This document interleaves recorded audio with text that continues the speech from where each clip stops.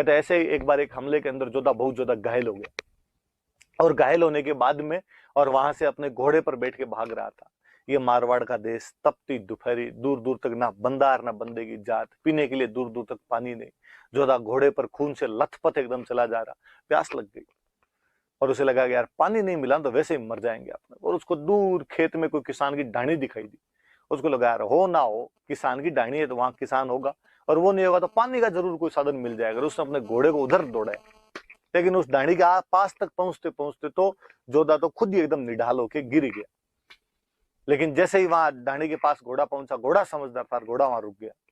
किसान तो घर पे था नहीं, किसान की वाइफ घर पे थी। वो महिला बाहर आई, उसने आगे देखा कि यार घोड़ा आगे खड़ा है, घोड़ा एकदम पसीने पसीन हो रखा है, दौड़ गया। इसका मतलब वो सवार तो बेहोश ही पड़ा उसके ऊपर। वो समझ गई कि कुछ ना कुछ पानी की तलाश के अंदर इधर आए होंगे। उसने जैसे तैसे करके जोधा को नीचे उतारा, छाया के अंदर खींच के लेके गई, हवा हुआ दिन, पानी के छिंटे मारे।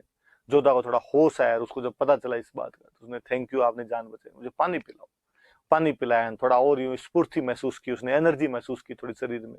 उसने थैंक यू आपका, अब मैं चलता हूँ। तो मारवाड़ का देश, ग्रामीण प्रधान सभ्यता, आज भी रिवाज गांव के अंदर कि आए हुआ मिनक घर से भूखा तो नहीं जाना चाहिए। और उस महिला ने जोधा का खाना खा ले। जोधा वैसे बेचारा भूखा ही था, उसने कहा खाना तो खा लूंगा। मारवाड़ में खाने के नाम पे क्या हो, तो खाने के नाम पे मारवाड़ में होती थी खिचड़ी। आप ज्यादातर लोगों ने खिचड़ी खाई हो। खिचड़ी नहीं, अपने उसको बोलते हैं खिचड़ा।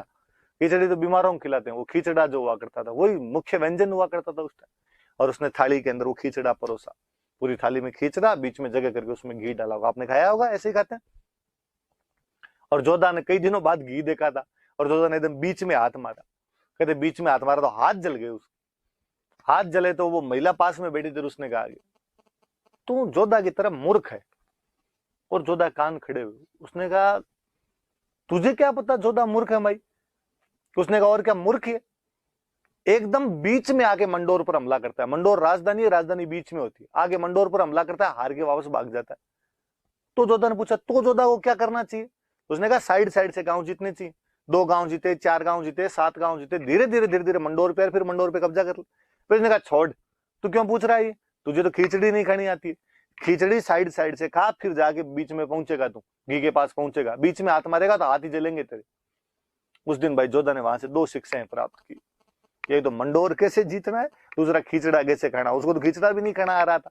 अब उसने साइडों साइडों से गांव जीतने शुरू किए। धीरे धीरे मंडोर के पास पहुंच गया।